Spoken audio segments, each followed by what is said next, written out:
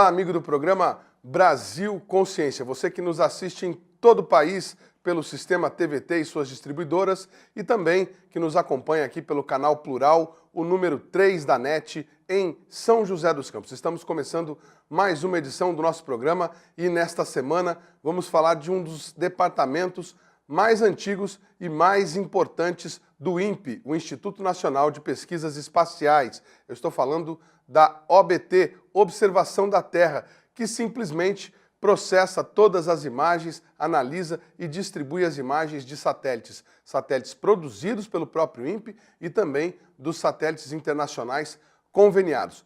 Para comentar esse assunto aqui conosco no estúdio hoje, o nosso vice-presidente do SINCT, realizador deste programa, Fernando Moraes, e também aqui conosco o professor de Geografia, João Pedro Portesani, que é formado lá na Unesp de Rio Claro, que está aqui por São José dos Campos e que vai emprestar a sua experiência para nós neste programa.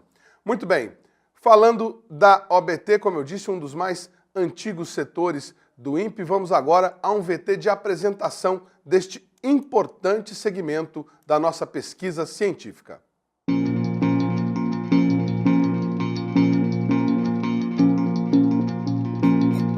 A OBT, ela é uma das 5 grandes áreas que surgiram da criação do INPE, né?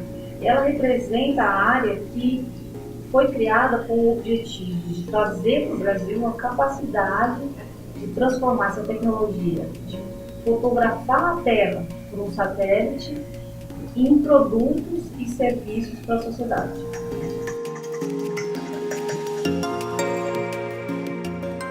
Cada vez está se tornando mais e mais importante, e principalmente no Brasil, que é um país tão grande, continental como é o nosso país, né? Hoje em dia é fácil para a gente entender, né? Quando você vai tirar uma foto e você quer que apareça todo mundo, o que você faz? Você se afasta. Então, quão mais longe você pode ficar? Lá no satélite. Se você está tão longe na altura, em órbita da Terra, a quilômetros e quilômetros de altura da Terra, quando você aponta a sua câmera, você consegue ver o planeta.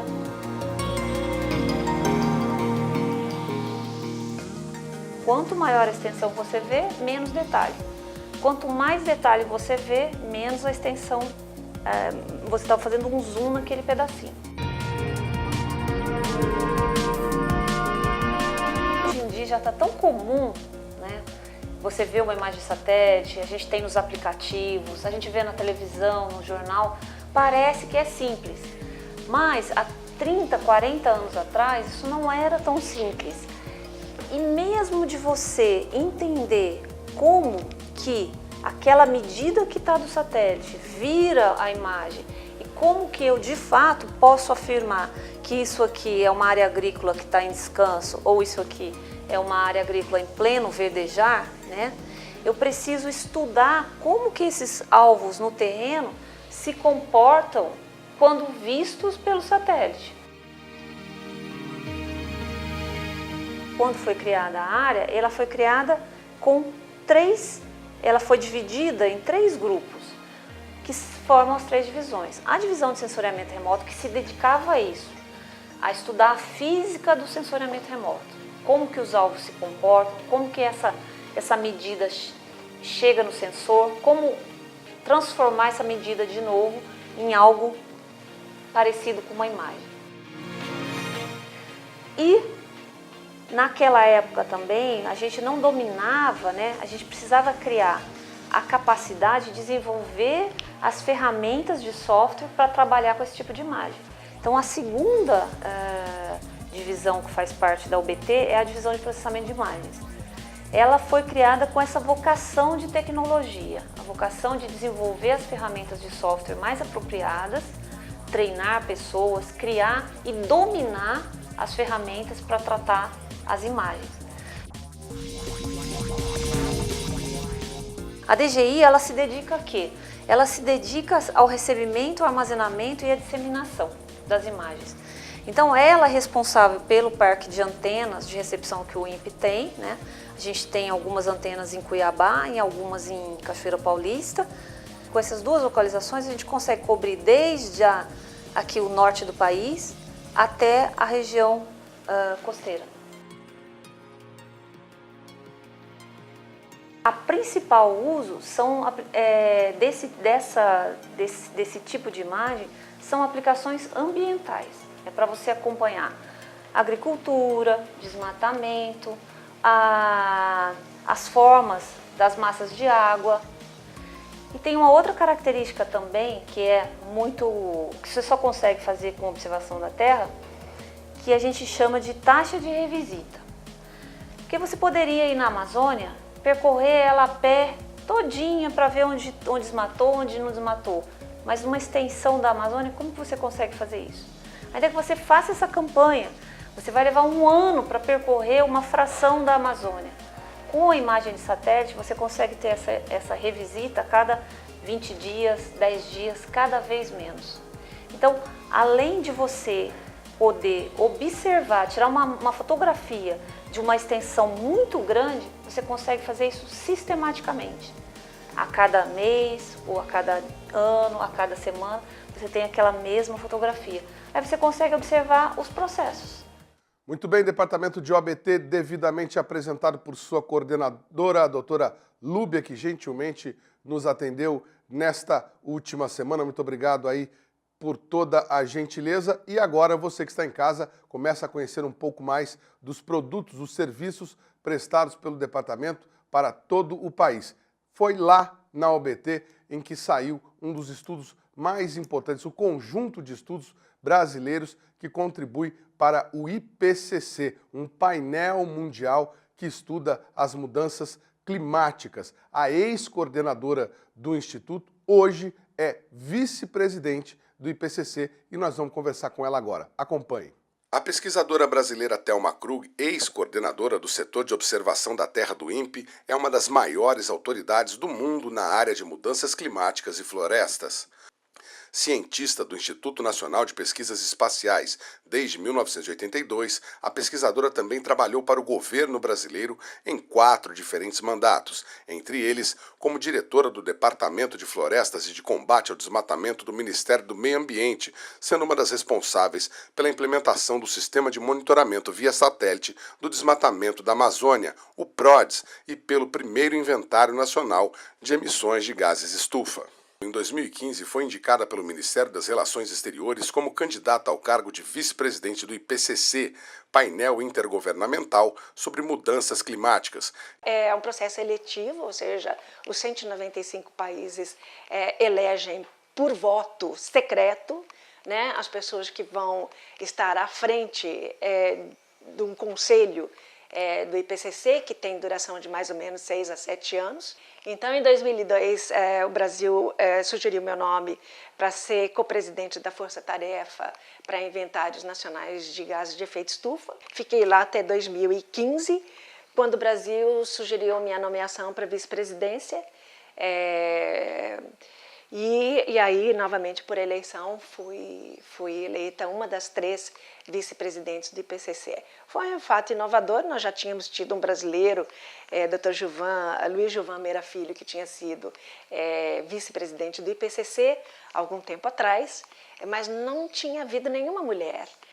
A pesquisadora afirma que o IPCC é um órgão técnico que reúne as pesquisas produzidas por cientistas de todo o mundo para informar aos governos sobre as condições do clima, aquecimento global e suas consequências. Os resultados são publicados em relatórios disponíveis na internet e discutidos pelos países nas convenções do clima. A importância do IPCC é que ela serve como uma ponte entre os cientistas, pesquisadores e aqueles que estão trabalhando diretamente com esta temática, informando os governos sobre o que está acontecendo. E isso é importante porque qualquer decisão que seja tomada num nível político, por exemplo, sob uma convenção do clima, que aí é o mundo político, não é o mundo científico, mas tudo que é decidido ali, em grande parte, busca a informação científica. A pesquisadora lamentou o anúncio da desistência do Brasil em sediar o evento em 2019. Segundo ela, o país sempre foi protagonista no fórum e nunca teve sua soberania ameaçada. Jamais, reforço isso, nenhuma decisão debaixo da Convenção do Clima ou qualquer outra convenção debaixo das Nações Unidas, ela é feita sem o consentimento de qualquer país. Isso não existe. Se existe alguma coisa que foi acordada, foi porque o governo aceitou, os governos aceitaram por consenso. E o Brasil, ele foi um dos principais pilares, desde o início da Convenção do Clima, com a questão de soberania e com a questão dos princípios da responsabilidade, das responsabilidades comuns, porém diferenciadas. Thelma Krug afirma que as relações entre as ações do homem e as mudanças climáticas são evidentes e incontestáveis. O efeito, o papel das atividades humanas, né, nesse aquecimento, nessas mudanças no sistema climático, ele é muito clara. Esses efeitos são muito claros. Então, hoje, não existe dúvida de que o homem tem uma contribuição direta e significativa no aumento das concentrações de gases de efeito estufa na atmosfera, e isso tem uma relação direta com o aquecimento. Muito bem, para quem acredita que aquecimento global é uma ilusão, a opinião da maior autoridade, de uma das maiores autoridades do mundo e talvez uma das maiores autoridades do país sobre o assunto.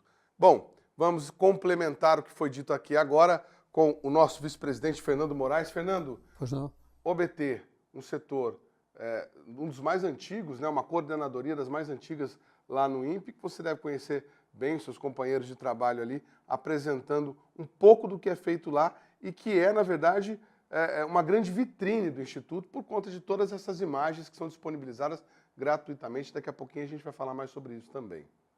Perfeito. O pessoal da OBT, eu sou bem antigo no INPE, então eu conheço bem até a história dessas criações. O pessoal da OBT, eles têm ao longo de 40 anos, a doutora Lúbia, ela deixa muito bem claro que como era diferente e muito mais difícil fazer esse tipo de trabalho que eles fazem há 40, 50 anos atrás. Na computação, na imagem, pouco satélite, era um trabalho, tinha que misturar um pouco trabalho de campo, tinha que misturar alguma coisa proveniente de algum satélite que já estivesse ali, e o modelamento matemático da coisa ainda era incipiente.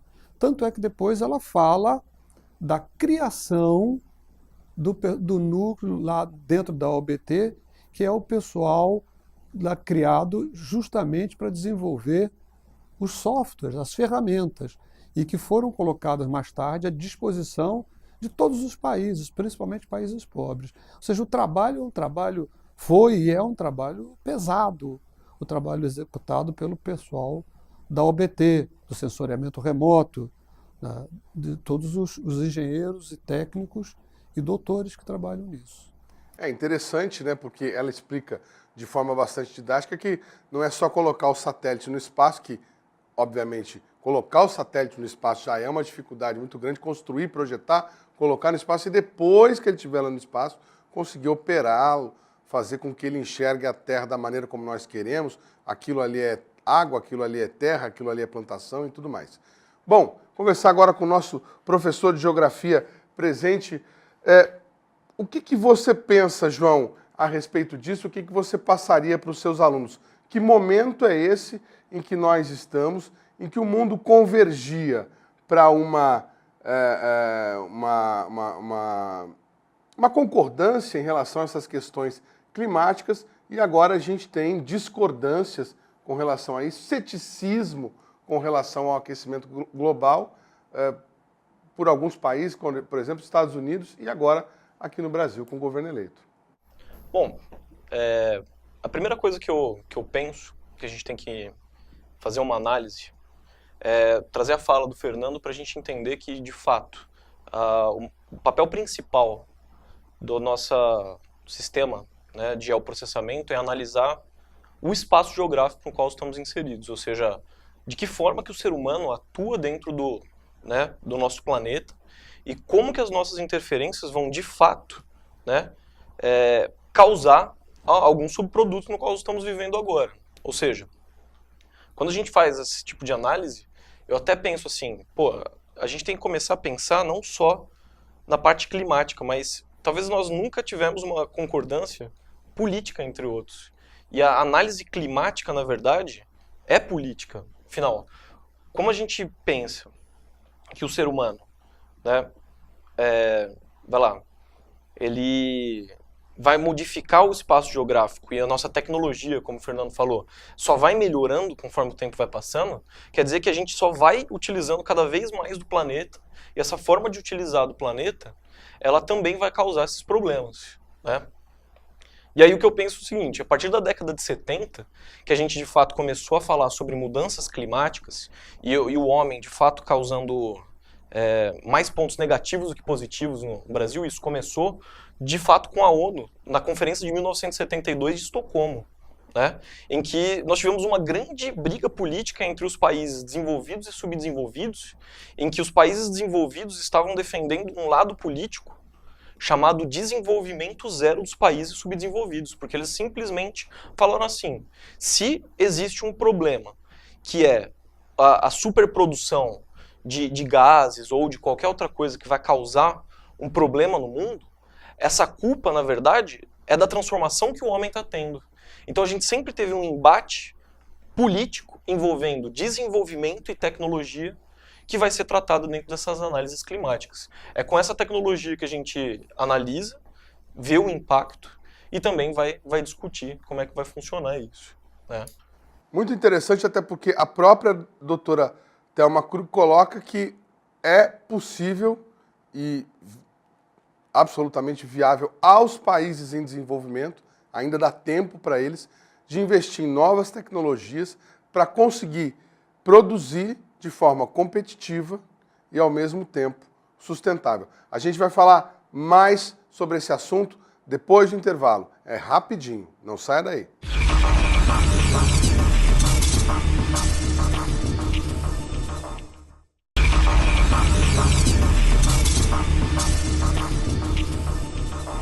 Segundo bloco, o programa Brasil Consciência, voltando aqui com muito conteúdo para você hoje sobre esse importante setor do nosso Instituto Nacional de Pesquisas Espaciais, a NASA brasileira, o INPE, que fica aqui em São José dos Campos e que faz, produz, constrói ciência todos os dias nesse Brasil. Bom, continuando aqui a nossas informações, vamos falar agora sobre uma área específica da OABT que tende a pesquisar os biomas brasileiros. Fazia isso somente com a Amazônia, agora está fazendo com o Cerrado e neste ano, né, neste ano de 2018, está expandindo também os seus estudos para todo o bioma brasileiro. Vamos conhecer. O INPE foi criado em 1961, né, e a área de observação da Terra foi uma das primeiras áreas que surgiu. Dada a extensão territorial do Brasil, você realmente precisa de imagens de satélite, precisa de dados orbitais para acompanhar as mudanças no ambiente brasileiro, que é uma extensão gigantesca. Então, desde 1973, nós recebemos as imagens Landsat, são o satélite mais usado para essas questões de monitoramento ambiental, e desde 1988 o INPE vem fazendo um monitoramento anual da perda de floresta primária na Amazônia, num projeto chamado PRODES. Então o PRODES, ele faz, então, todo ano ele vai lá mapear, é isso que a gente está vendo aqui na tela, por exemplo, tudo que você vê em amarelo, está aqui nessa tela, é aquilo que já foi desflorestado na Amazônia. Então todo ano o INPE vem aqui e faz um mapeamento em vermelho, esses são os dados mais recentes. Então a gente vai acompanhando ano a ano o que está acontecendo, quais são as mudanças, né, em termos de perda de floresta na Amazônia. Para o Cerrado, que é o segundo, a Amazônia é o maior bioma brasileiro. O Cerrado, que é o segundo maior bioma brasileiro, nós começamos uma série que pegou os anos de 2000, nós fizemos a partir de 2015, mas nós pegamos o início da série em 2000 e estamos fazendo também anualmente esse dado. Então já temos divulgado anualmente, desde 2015, os resultados desses dados do desmatamento anual. A gente também consegue ver, tem uma página do Cerrado Brasileiro que mostra também da mesma forma como é que está a situação do desmatamento no Cerrado Brasileiro. Da mesma maneira, em amarelo está essa parte, o desmatamento mais antigo, e nesses pontos mais avermelhados são desmatamentos mais recentes para o bioma Cerrado. Outros biomas brasileiros, como Pantanal, Caatinga, Mata Atlântica e o Pampa, a gente começou agora, através de um programa que está sendo financiado pelo BNDES, pelo Fundo Amazônia, né, começamos esse ano, em 2018, o trabalho de monitoramento, e até primeiro semestre do ano que vem nós vamos ter os primeiros resultados para entregar então o mapa completo dos remanescentes de vegetação em todo o Brasil. Então, por exemplo, a gente sabe ano a ano como é que foi esse desmatamento. Por exemplo, o dado que a gente lançou há cerca de 10 dias atrás sobre o desmatamento da Amazônia esse ano foi de 7.900 km² de perda esse ano, que foi maior, cerca de 1.000 km maior que o ano passado. O ano passado foi 6.947. Então a gente acompanha o tempo todo, tem esse gráfico que mostra como é que é o desempenho. Você tem por estado, eu quero saber quanto foi em Rondônia, por exemplo. Então ele mostra aqui, ano a ano, como é que era o desmatamento em Rondônia. E tudo isso também está nessa plataforma Terra Brasilis, disponível a toda a comunidade. O PRODES, ele é um grande inseminador de ciência no Brasil. Se a gente tem alguns milhares de teses, de artigos, de trabalhos em simpósios, de trabalho de graduação que foram desenvolvidos a partir dos dados do PRODES. A partir da existência desses dados, toda a comunidade científica e a comunidade acadêmica brasileira se beneficiou disso e pôde produzir mais ciência, pôde, por exemplo, fazer estudos, entender a relação do desmatamento com a construção de rodovias, a relação do desmatamento com pobreza, a relação do desmatamento com diversos outros aspectos da vida cotidiana. O importante, eu acho que é isso, é a sinergia de políticas públicas.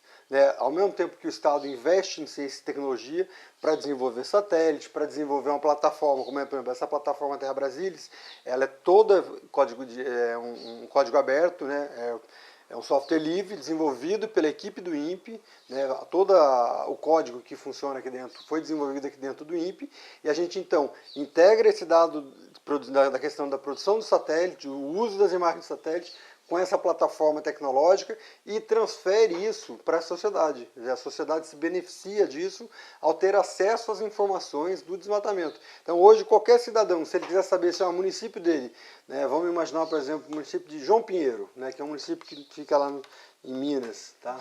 João Pinheiro. Se a gente procurar aqui João Pinheiro, olha lá, ele já me deu aqui a situação de João Pinheiro, quantos quilômetros quadrados foram desmatados, que dia que aconteceu esse desmatamento. Então, quer dizer, qualquer cidadão hoje que esteja dentro desses biomas que estão sendo monitorados diariamente com imagens WFI, se beneficia dessa tecnologia, tendo acesso a essas informações. E os órgãos de fiscalização podem, então, ter acesso, saber aonde é esse desmatamento, ir lá e fazer essas verificações. Muito bem, o INPE fazendo a parte dele, transmitindo à sociedade, às autoridades, a informação precisa, exata, de quanto está sendo desmatado e onde está sendo desmatado. Só em 2018, relatório publicado recentemente, 8.000 km², quase 2 Alemanhas de desmatamento na Amazônia, num crescimento do desmatamento que aconteceu aí nos últimos tempos. Bom, o que dizer de uma situação como essa da nossa floresta tropical, talvez a floresta mais importante do mundo, sendo dilapidada, degradada aí por interesses econômicos? Primeiro, é a floresta mais importante do planeta. A Amazônia, ela fornece o maior rio do mundo por baixo, que é o Rio Amazonas, e fornece o maior rio do mundo por cima. São as nuvens carregadas que fazem a distribuição de água, jogam água nas diversas partes do país e da América do Sul. E para outros continentes também. Minas Gerais, por exemplo, que é considerada a caixa d'água do Brasil, recebe uma grande quantidade de água vinda da Amazônia através das nuvens. O que ocorre é o seguinte: Sempre foi assim. E não tem jeito, não dá para acabar. Você tem, de um lado, o poder econômico, nesse caso travestido de agronegócio, e do outro lado você tem o planeta. Como que isso se comporta? O agronegócio, com ética, ele sempre vai estar olhando para o planeta, para o elemento humano, para as plantas. Ele vai agir de uma maneira harmônica, que é o que os ambientalistas pregam, que o cidadão simples e humilde prega, mas este modelo é um modelo muito pequeno. O que eles pregam realmente é: vamos produzir alimentos no discurso de alimentar o mundo. Vamos alimentar o mundo. De desenvolvimento, né? De desenvolvimento. PIB. Esse negócio de meio ambiente é besteira. Então, eles saem vorazes. É de uma voracidade muito grande. Ultimamente, o crescimento foi maior. Por quê? Porque o atual governo, se podemos chamar assim, ele deixou correr frouxo. O IBAMA não entra em qualquer lugar. O IBAMA não entra em qualquer lugar. O efetivo é baixo, o efetivo é mais ameaçado e uma série de outras coisas.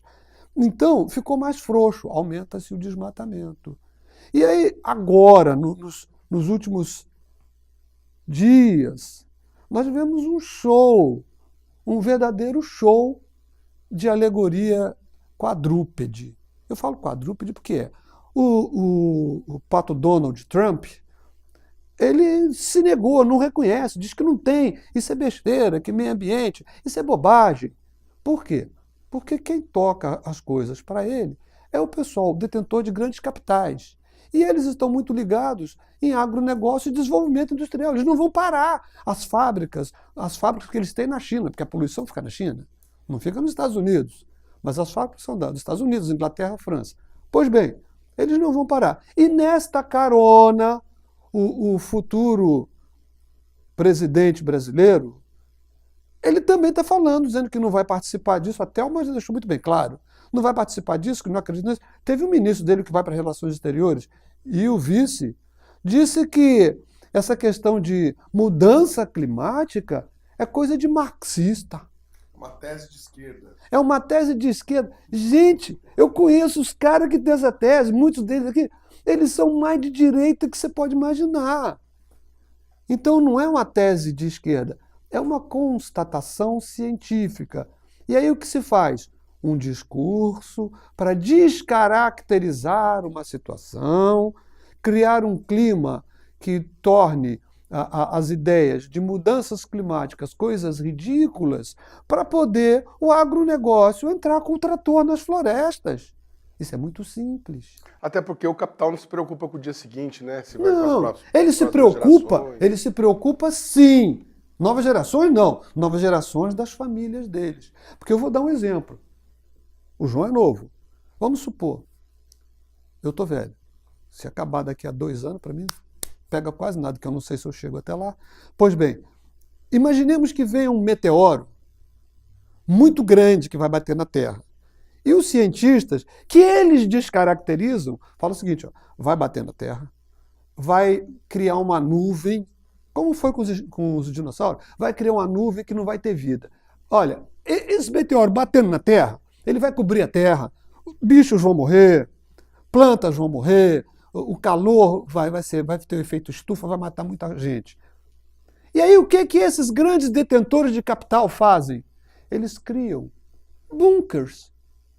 Eles criam ninhos para eles sobreviverem por 2, 3, 4, 5 anos e levam para lá aqueles que, os seus familiares, os seus grandes amigos, vão colocar aqueles que os vão ajudar a sobreviver. Então, os detentores de grande capital vão fazer bunkers. Um na América do Sul, um na África, um na Europa, porque ele não sabe muito bem onde vai cair o grande meteoro que vai fazer um estrago e tal. Se ele fizer um aqui, vai cair aqui, então ele vai para outra casa. Esses vão se salvar. Eles estão preocupados sim no futuro, mas no futuro deles. E isso não é tese marxista, não. Tem um monte de cineasta americano mostrando isso. Pois é, e como é bom ter um especialista em casa quando a gente fala uma bobagem. Disse aqui floresta tropical, já fui corrigido aqui pelo professor de geografia, faltei nessa aula, viu, professor? Floresta equatorial. Obrigado, João. E o que você pensa, João, a respeito disso? Você que é novo e vai sobrar para você. Isso, já sobra para todos, né? Eu diria que o problema do desmatamento ele é muito mais antigo do que simplesmente falar sobre a floresta amazônica, né? Ou seja, a floresta equatorial. Acho que um dos maiores problemas é onde estamos aqui, em São José dos Campos. Né? Poucos remanescentes de uma floresta, aí sim, né? Aqui é uma transição entre uma Mata Atlântica e um cerrado. E um cerradão para um centro-oeste ali. Né? Mas definitivamente nós estamos já numa situação de hotspot, o que a gente já sabe, que a gente aprende nas aulas de geografia, que de fato chegamos a um momento do nosso desmatamento que, né, ou nós tornamos isso um epicentro das nossas conversas, dos nossos estudos, mas por que hoje então se fala sobre a Amazônia? Eu diria que aí é o lado político que eu gostaria de evidenciar, né? Eu voltaria lá para a situação durante a ditadura militar, o governo militar, quando se instaura aquela ideia de integrar para não entregar. Eu gostaria que vocês lembrassem disso, né? Obviamente, o primeiro sintoma, eu diria, de análise e supervisão da Amazônia, na verdade, foi com medo de perder esse território para os outros lugares. E não por um sintoma de se preocupar com, de fato, essa floresta equatorial. Hoje, sim, ficou muito claro no vídeo que a gente viu anteriormente, o arco do desmatamento. Né? Mas por que esse arco do desmatamento, inclusive, ele forma o que a gente chama de arco? Né? Porque ele está vindo dos outros lugares. A gente não pode esquecer do avanço do agronegócio, da soja, a partir da década de 1970, quando chega a agricultura científica aqui. E, de fato, nós temos uma prioridade, que é o quê? Produzir o máximo que a gente quer, né?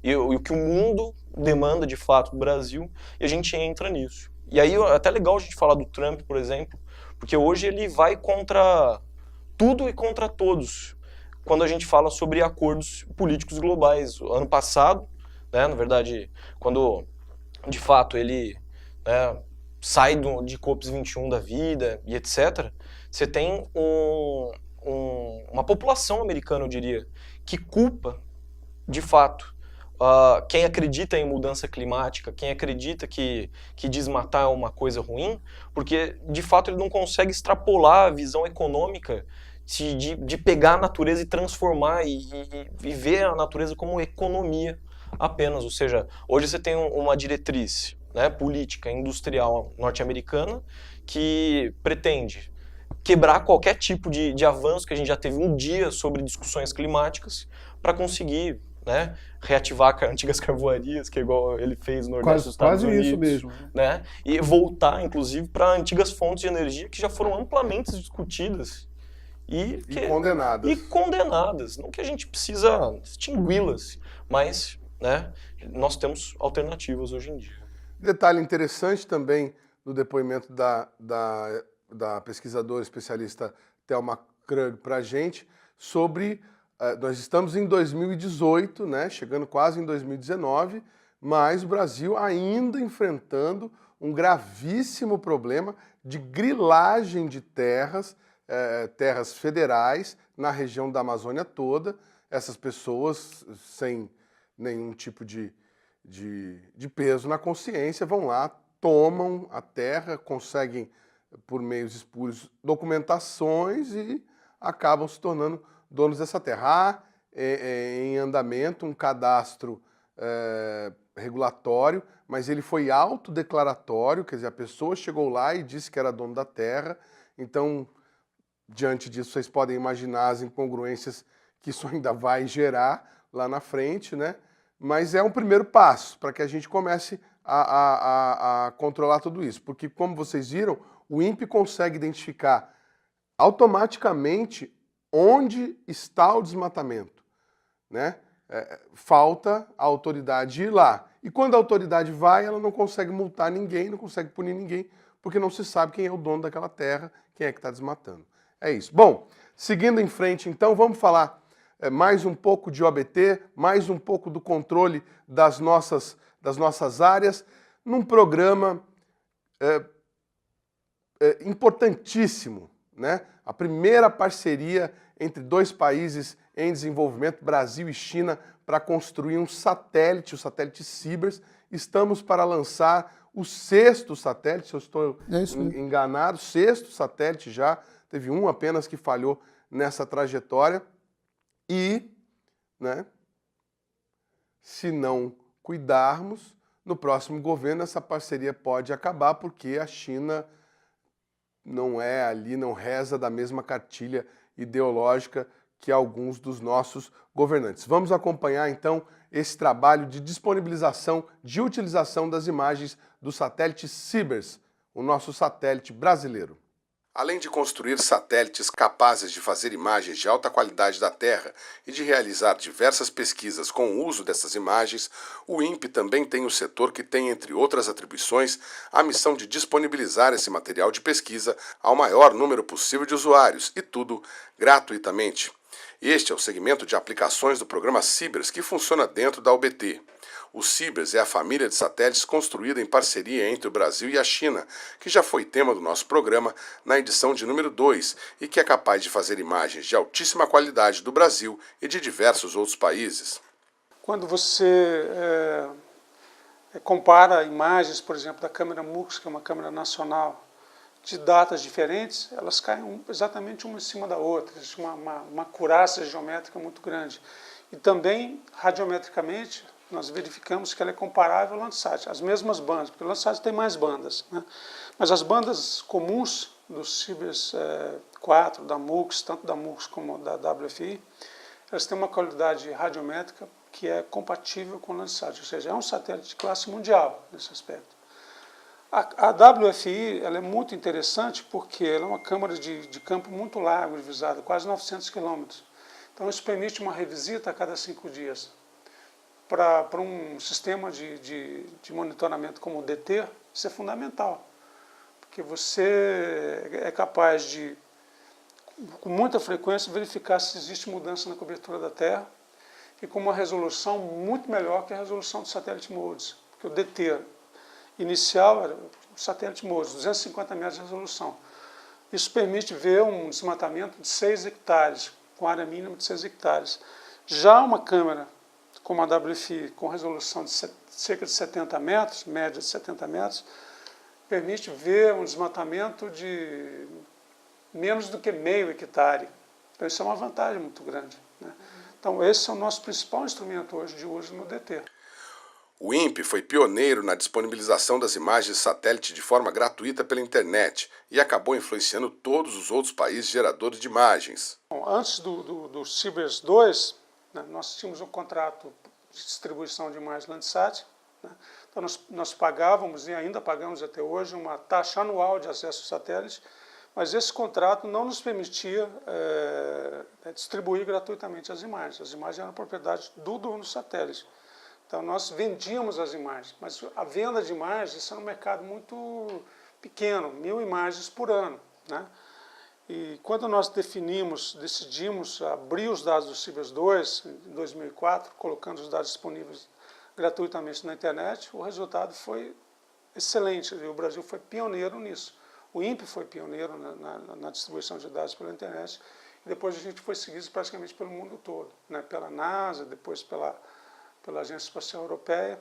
Hoje todo o programa Copérnicos, por exemplo, está disponível gratuitamente na internet. O Landsat, que agora está na versão 8, distribui para o mundo inteiro gratuitamente também através da internet, e nós fomos pioneiros nisso, né? Cerca de 90% dos downloads do Cibers 4 são por empresas, setor privado, né? O que mostra que as imagens são de fato usadas para agregar valor ao produto que elas geram. Que tipo de usuário? Por exemplo, muitas empresas do setor agrícola, do setor agropecuário, né, fazem avaliação de plantio de área plantada, ou segmento para ver se a planta está se desenvolvendo corretamente. Ao conceder esta entrevista, Vianney estava se preparando para embarcar para a China, onde participaria de mais um encontro de trabalho para o lançamento da nova versão do satélite, chamado Cibers 4A, que deverá ser lançado ao espaço no final de 2019. De acordo com ele, a manutenção do programa Cibers tem garantido respeito e investimentos internacionais para o Brasil.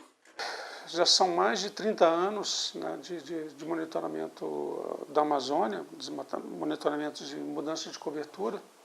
É super respeitado, é referência na Nature, referência na Science. Isso possibilitou ao Brasil receber uma ajuda externa para a conservação da floresta, projetos de monitoramento e conservação em geral, não apenas da Amazônia, através do Fundo Amazônia, né?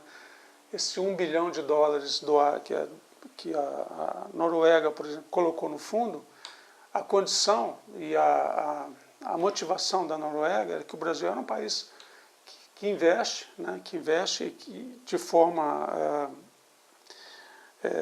comprometida e ao longo do tempo, independente do governo, no monitoramento da alteração da cobertura florestal e em políticas públicas de redução do desmatamento. Isso é fundamental, você ter o acompanhamento, o monitoramento com um dado que é confiável. Isso, o dado do INPE, é respeitado não apenas no Brasil, mas no mundo todo.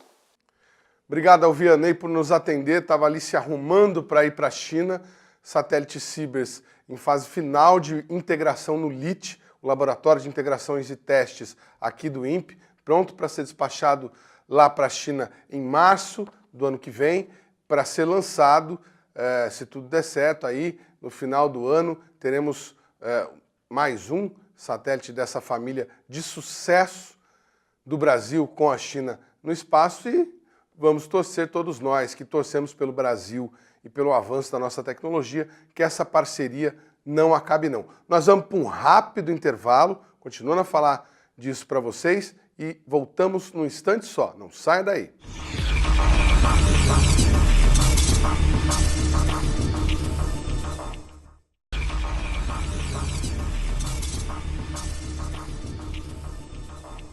Estamos de volta, terceiro bloco Brasil Consciência para você, com muita informação hoje sobre a OBT, o setor de observação da Terra do INPE, o nosso Instituto de Pesquisas Espaciais aqui de São José dos Campos, falando sobre esse trabalho importante, uma das principais vitrines do Instituto, sem dúvida nenhuma, em todo o mundo, que disponibiliza imagens de satélite, imagens de uma qualidade comparável, como foi dito ao longo do programa, ao satélite americano Landsat, feito com equipamento, com indústria nacional, pesquisador nacional, tecnologia nacional, em parceria com os chineses. Muito bem, nós encerramos o último bloco falando do Cibers e quero perguntar aqui ao nosso vice-presidente. Fernando, o que significaria a irresponsabilidade de, por pinimbas ideológicas, se interromper um convênio, uma parceria de tão longa data, de 35 anos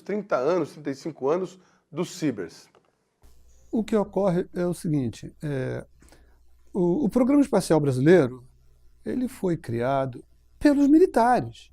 Eles que criaram o programa, ainda estavam no período da ditadura, e eles que eram militares com alto nível de nacionalismo, falou, temos que proteger o Brasil. O João falou mesmo, vamos ocupar para não perder, não? Como é que é? Integrar para não entregar, que era o lema lá para a Amazônia. Ame-o ou deixe-o. Não, isso aí é outra história. Isso aí nem lembra não, daqui a pouco sai muita gente voltou esse daí, cantarolando. Pois bem, os militares que tinham naquela época, agora não dá ainda para avaliar, um espírito nacionalista muito forte. E eles falaram, temos que também ter a nossa soberania no espaço. Seja para fins bélicos, fazer foguete para lançar bomba, o que for, não interessa. Mas eles tinham esse espírito nacionalista. E aí criaram, tinha a Comissão Brasileira de Atividades Espaciais e a COBAI começou a desenvolver e foram dimensionando dentro do INPE e do DCTA, criar o programa espacial. E foi criado, a partir de 82 começaram grandes contratações. Tanto é que logo a seguir, depois das contratações, uma turma jovem, como o João aqui do lado, nessa idade, nesse pique, começaram a se preparar e a estudar e a desenvolver tecnologias para construir e lançar satélites. Essa era a antiga MacB, Fernando? É a antiga MacB, que entrou um pessoal novo, jovem, animado, e tanto que lançaram os SCDs, SCD1 e SCD2, que todos dois estão lá no espaço, rodando e mandando imagem. Um porque a bateria perdeu a vida, 23, 24 anos no espaço, isso não existe.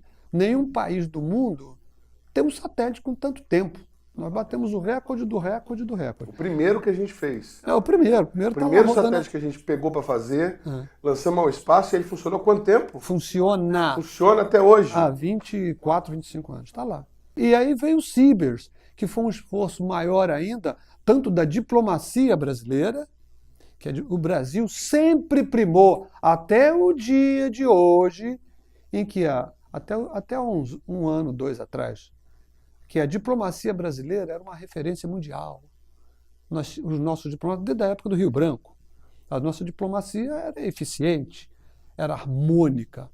Então fez-se um trabalho de diplomacia com relação a isso, porque precisava se fortalecer. E surgiu a China, que estava em igualdade de condições, dois países em desenvolvimento com mesmas características, excetuando a população, que a China tem uma população imensa, e que o Brasil tem um solo magnífico, né? Então as diferenças eram mais ou menos isso. E começou-se uma parceria para se construir o CIBERS. E deu certo. Está aí o CIBERS. O CIBERS hoje é uma referência. Com o CIBERS, coisa que pouca gente explora, é que com o CIBERS, a parte brasileira que começou fraquinha, o percentual de participação no corpo do CIBERS era 20%, 30%, foi subindo. E o CIBERS hoje tem um índice de fabricação nacional maior do que o lado chinês. Embora o chinês está querendo fazer foguetes e cápsulas para mandar o homem para a Lua e já estão projetando ocupar Marte. E nós ficamos para trás. Mas a nossa participação e a competência é a mesma. Nós somos tão competentes quanto no aspecto CIBERS. Nos outros não nos deixaram competir. Então, o CIBERS está lá por um esforço muito grande das equipes. E o pessoal, não só os que montam, viu, João? Não só o pessoal que era novo, agora está tudo velho, porque não mudou. O pessoal que projeta, monta, constrói os CIBERS, testa, entrega lá para o chinês, coloca lá no foguete longa marcha, esse pessoal, ele é extremamente dedicado. Tanto que quando o CIBERS 4 caiu lá na Antártica, né, o foguete não conseguiu colocar ele em órbita, aí o Pinda... O 3. CIBERS 3? O 3. Eu não lembro, eu me confundo muito nisso. Quando deu esse problema, aí fez o 4B, né? Isso. Quando caiu, aí o Pinda falou, nós fazemos outro em 1 ano. Aí virou para a equipe, faz ou não faz? A equipe falou, sim, fazemos. E fizeram, e lançou, e está lá funcionando. Ou seja, não só competência, mas uma dedicação e um esforço. E a resposta vem quando o pessoal do DPI, por exemplo, processa os dados dos CIBERS e cria ferramentas mais avançadas ainda para aprofundar o conhecimento da região amazônica e de outras regiões também. Processa, disponibiliza gratuitamente. gratuitamente. E, como ele falou, não só para o governo brasileiro fazer controle de floresta, nada disso. Empresas, prefeituras. E é que as prefeituras, é uma crítica que eu faço, as prefeituras do Brasil, elas são muito mal informadas a respeito do que elas poderiam fazer com o CIBERS, com as imagens de satélites, coisas magníficas, que já tem as imagens e tem as ferramentas desenvolvidas. As universidades, João, você que passou recentemente pelas universidades, poderiam estar muito mais ligadas didaticamente a esse material, a esses procedimentos. Explorar o que nós temos. Sim, mas cabe uma análise econômica nisso, né? Na verdade, política econômica também, que é uma questão de poder. Tecnologia é poder. Se eu penso que ter autonomia espacial, aeroespacial, principalmente com comunicação, afinal o Brasil, não sei se eu estou errado, mas de fato não conseguiu desenvolver um satélite de comunicação, né? Não foi dada a oportunidade. Exato. Então, Não só isso. Nos colocou para se desenvolver. Nós compramos um novinho, né? Fomos lá, encomendamos da França, da Itália e trouxemos. Temos as condições, mas isso significa autonomia. Ou seja, vocês podem analisar como é que funciona o espaço de vocês. Mas, de fato, né, ter determinados tipos de autonomia é mais complicado. É a questão de política internacional. Exatamente. Que é o que a gente tem que entender, que é essa história de política internacional, de fato, ela, né, somos área de influência, e sendo área de influência, também a gente está num jogo político hoje relacionado com uma mudança numa ordem mundial, talvez. É isso que eu queria perguntar. Nós estamos lendo, vendo, né? E lembrando daquela década de 80 em que a gente via aquela geopolítica, parecia um jogo de xadrez, aliado aqui, aliado ali, parecia um jogo do War, né? E nesse momento a gente vê um alinhamento brasileiro, pelo menos prévio, nesse momento prévio, ao governo norte-americano, ao Trump, enquanto você tem lá o bloco europeu, à exceção da Inglaterra, que está saindo do bloco, mas você tem o bloco europeu e a China com a Rússia se alinhando ali, reativando a antiga reativando antigas alianças. E, onde é que você acha que vai dar isso, João? Onde que os livros apontam? E um pouco da pergunta que eu fiz aqui ao Fernando. Você acha que nesse momento é plausível imaginar que por conta disso talvez o Brasil rompa um acordo de desenvolvimento tecnológico como esse, como o Cibers, por conta dessa questão de geopolítica mundial? O que a gente está vivendo é um sintoma da polarização voltando, né, no cenário geopolítico mundial. Não tem como prever o que está acontecendo, né? Tem como entender o que aconteceu com os Estados Unidos, por exemplo, durante desse ano todo. Vamos entender, os Estados Unidos e China estavam vivendo uma guerra comercial muito grande. Você tem um presidente dos Estados Unidos que ele está vivendo uma política isolacionista, seja econômica, né, pensando nas suas diretrizes de desenvolvimento, e inclusive, né, já tratamos isso hoje, falando sobre essa parte climática, né, colocando em xeque os avanços e os acordos climáticos para um benefício próprio, mas esse lado do desenvolvimento até, né, você tem hoje, procurem, né, os discursos sintomáticos do presidente Trump dos Estados Unidos se relacionando à China. Ele, de fato, ele tem um medo muito grande, ou pelo menos é tão recorrente que a China, de fato, representa um perigo muito grande para os Estados Unidos no mundo. Para a hegemonia americana. Para a hegemonia. Principalmente, tem um ano aí, 2008, em que, de fato, nós tivemos a China sendo aí, ultrapassando o Japão e sendo o segundo país com o maior poder do PIB. Claro que ele ainda destoa dos Estados Unidos, mas você tem hoje investimentos mundiais estratégicos da China, seja com parceria com os países, seja em lugares no mundo, por exemplo, né, canal da Nicarágua que está fazendo, nova Rota da Seda, parcerias com a Rússia, que, né, historicamente serve de grande fornecedora de recursos naturais para a Europa, mudando a sua diretriz, né, o seu lado de financiamento e de parcerias. Você tem, de fato, hoje, um medo muito grande. Nós temos o gás, o Sim. gasoduto russo-chinês. Sim. Nós temos as ferrovias, que é um acordo para fazer a construção das ferrovias. E agora, esse alinhamento, digamos, bélico, militar, uma suposta alternativa para o canal do Panamá, que é o da Nicarágua, né, que isso muda totalmente a forma do comércio entre o Oceano Atlântico e o Pacífico, e de fato nós temos esse ano um grande problema na Nicarágua, que a gente pode puxar a gênese desse conflito mundial, ou seja, é muito interessante a gente entender o que está acontecendo no mundo hoje sob a perspectiva política e econômica, né, pegando esses players. Bom, mas independente de qualquer outra questão, Vianney está na China enquanto vocês nos assistem, tratando aí dos detalhes técnicos para o lançamento de mais um satélite da família Cibers, que já tem um acordo de cavalheiros, um acordo verbal nesse momento, uma postura dos dois países. Obrigado, Fernando, para que esse programa continue com mais 2 unidades, um satélite de sensoriamento remoto como os atuais e uma novidade, um outro satélite baseado na tecnologia SAR, tecnologia de radar, que enxerga o solo de uma outra maneira, com uma tecnologia mais avançada e independe da condição do tempo das nuvens. Bom, o que essa visita, nesse momento, pode significar, João? Eu acho que dentro do cenário global que nós estamos agora, pelo menos, acho que a gente, pelo menos no Brasil, estamos vivendo aquele momento do governo, né, de transição, daquele balão de testes. Basicamente, o que eu sinto hoje do futuro presidente do Brasil é que, de fato, ele joga uma informação para o público e ele vê como é que existe essa reação, obviamente, num cenário nacional e global. Acho que o maior exemplo que a gente pode dar aqui foi o impacto que causou a declaração do Bolsonaro de que também ele ia seguir uma diretriz, e isso é muito importante a gente pensar, né?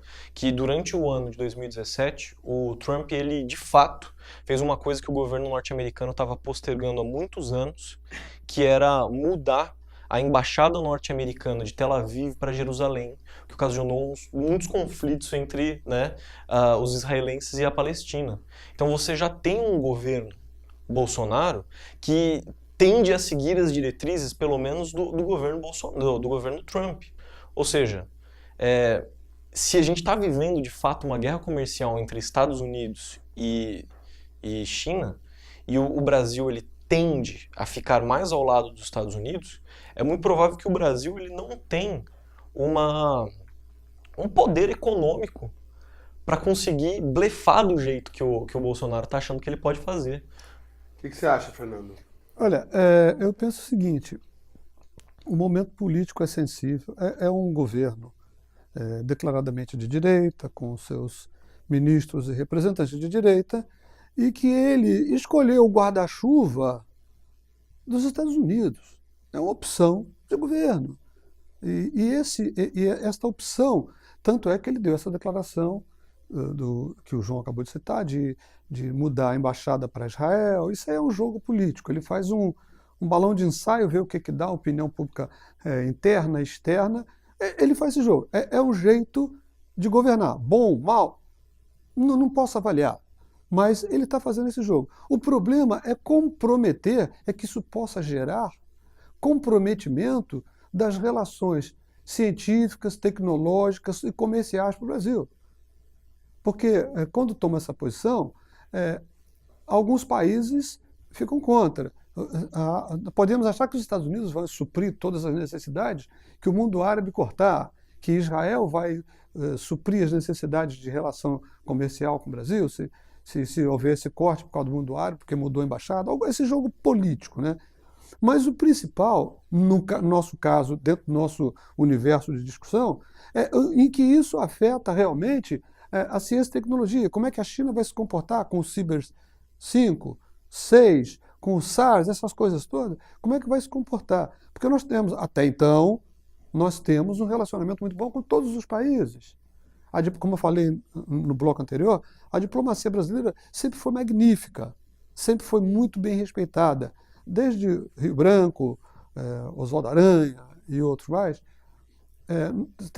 tiveram destaque nesse cenário mundial.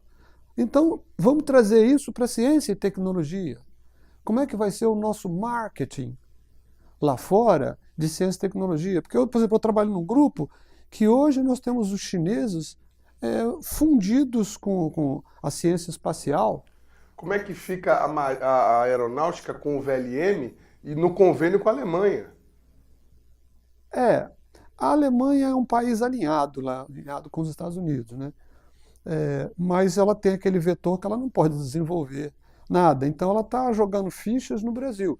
A Alemanha vai ficar um pouco chateada com essa turbulência causada por posições ou possíveis posições. Então isso é delicado. Agora temos que trazer, João,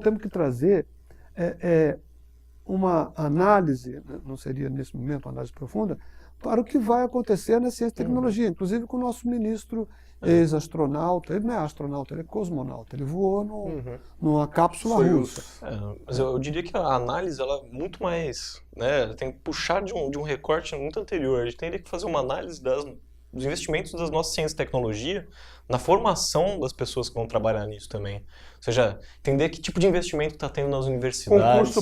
Concurso público. Ou seja, já vivemos um sucateamento da nossa ciência e tecnologia. Como é que fica o é um ITA se planejamento. vender a Embraer para a Exato. Boeing? Não, exato. por Muito se exemplo? fala de ITA, mas, por exemplo, mas e os outros cursos, e as outras universidades que estão no interior, né, ao longo do Brasil? E outra, é para dar uma resposta agora, eu acredito que esses programas não estão em xeque no momento, mas talvez futuras parcerias que poderiam cada vez melhorar, né, entre Brasil, né, assim, no brasileira, aí elas podem estar em xeque. Ou seja, talvez a gente tenha, sim, problemas, mas eles não, né, talvez nem no governo Bolsonaro a gente vai sentir. Bom, estamos falando de futuro, vamos ser um pouco nostálgicos agora e mostrar como era no início de tudo lá na UBT para analisar as imagens de um satélite, o primeiro Landsat americano. A gente não tinha satélite ainda naquela época, mas já tínhamos o INPE, já tínhamos pesquisadores que, como bem lembrou o Fernando aqui, iam lá a campo fazer telemetria, análise de solo para conseguir calibrar os equipamentos e que trabalhavam com um equipamento bastante rudimentar, vamos dizer assim. Vamos assistir aí no VT como é que era esse equipamento que analisava nossas primeiras imagens de satélite. Eu sou o José Carlos Moreira, sou funcionário da DPI, a Divisão de Processamento de Imagens, da Coordenadoria de Observação da Terra, do Instituto Nacional de Pesquisas Espaciais. Então eu sou funcionário desde 1975, quando chegou no Brasil o analisador de imagens multiespectrais, o Image 100. Ou Image 100, ou I100, como nós chamamos. Né? O I100 ele foi desenvolvido pela General Electric e lançado nos Estados Unidos no ano de 1974. Na época, o satélite que nós tínhamos em operação era o Landsat 1, que tinha as imagens MSS, a Multispectral Scanner, que tinha 4 bandas, né? A banda 4, que era do comprimento de onda do verde, a banda 5 no vermelho, a banda 6 no infravermelho próximo e a banda 7 no infravermelho médio. Então, esse sistema ele foi desenvolvido para analisar basicamente as imagens do Landsat 1. E posteriores, o Landsat 2 também, e assim por diante, até a gente ter o 8, né, que nós temos agora. Ele foi operacional durante 14 anos, como eu falei, de 1975 a 1989, e várias teses de mestrado, doutorado e trabalhos de pesquisa do sensoriamento remoto e da DPI, né, a Divisão de Processamento de Imagens, e também da meteorologia, o Departamento de Meteorologia, utilizou bastante. A gente usava com imagens NOAA, imagem GOES também, com teses de mestrado, doutorado, pesquisas também. Está aí um pouco da história do trabalho de observação da Terra com o uso de imagens de satélite no país. Muito legal, obrigado aí ao servidor público que por iniciativa própria gravou esse vídeo e disponibiliza lá no Facebook para quem quiser fazer download e conhecer a máquina. A gente aproveitou para transmitir aqui para vocês. Bom, gente, as considerações finais de vocês a respeito desse serviço importante e da continuidade desse serviço que a gente quer que seja, que ele permaneça. Eu agradeço a oportunidade, mais uma oportunidade de falar com o público e oportunidade de divulgar mais um pouco as atividades do INPE e também do CTA, porque nós temos nos esforçado em divulgar isso também. Mas eu fico bastante contente com o grupo de sensoriamento remoto da OBT, que tem o pessoal do DPI, o pessoal novo, dinâmico, muito novo com relação a mim. É um pessoal bem dinâmico e muito produtivo. Eu fico contente em poder estar divulgando isso mais para a população, porque quem paga tudo isso é a população. Embora o dinheiro esteja curto, mas o dinheiro vem da população. Então eu agradeço essa oportunidade e ao nosso telespectador que está nos valorizando, assistindo e divulgando esta empreitada que é o Sindicato dos Servidores Públicos Federais na área de Ciência e Tecnologia, do qual eu sou vice-presidente. O presidente é o engenheiro Ivanil Elisiário Barbosa, e eu sou engenheiro no INPE há 46 anos, por aí. Legal, obrigado, João, por você ter nos atendido o nosso convite e contribuído bastante aí com o seu conhecimento. Obrigado por ter corrigido ali a floresta amazônica equatorial. Muito obrigado, viu, João? Gente, esse foi mais um programa Brasil Consciência. A gente volta em uma semana com mais um programa inédito. Entre na nossa página no YouTube, no Facebook Rádio CT ou no YouTube Brasil Consciência e curta, compartilha, ajude essa nossa iniciativa a continuar e crescer. Você fica agora com o comentário econômico de Renata Belzunces e, na sequência, com a programação das nossas distribuidoras. Um abraço, tchau! A questão do meio ambiente tem tomado cada vez mais espaço na agenda pública de debates. Recentemente, nas eleições brasileiras, todos os candidatos foram chamados a emitirem suas opiniões a respeito do tema. Infelizmente, o candidato eleito Jair Bolsonaro foi um dos que apresentaram as piores perspectivas possíveis para a continuidade do Brasil, tanto em nível internacional quanto internamente, enquanto um defensor das melhores condições climáticas, melhores condições ecológicas e toda a decorrência que isso tem. Recentemente, o Brasil deixou de receber, anunciou que não vai receber em 2019 a COP25. A COP25 ela é um painel dentro da ONU que anualmente se reúne para discutir a mudança climática. Esse ano de 2018 esse evento tomou lugar na Polônia e 2019 tomaria lugar no Brasil. O motivo alegado pelo governo foi os custos que envolveriam um evento, e isso foi passado para o público como mais uma prova de que o governo estava preocupado com a austeridade fiscal. Por um outro lado, isso ficou evidente enquanto uma mensagem do novo governo a respeito da participação do Brasil nos fóruns internacionais em que nós temos tanto respeito do mundo inteiro. Nós somos o país que sediou a ECO 92, que é a maior conferência ocorrida sobre o meio ambiente, que envolve a questão climática no mundo, que começa a organizar a pauta e o debate público. E também fomos sede do Rio+20, que 20 anos depois retoma o debate. A imagem do Brasil ficou extremamente prejudicada pelo resto do mundo antes mesmo da posse do governo, sem mencionar as declarações catastróficas com relação aos indígenas, aos quilombolas e ao fato do Brasil ser uma fábrica de multas ambientais. O governo não veio a discutir a questão ambiental, mas concretamente veio para destruir, desmontar, desmantelar todas as conquistas que nós tivemos e toda a respeitabilidade internacional que nós conquistamos.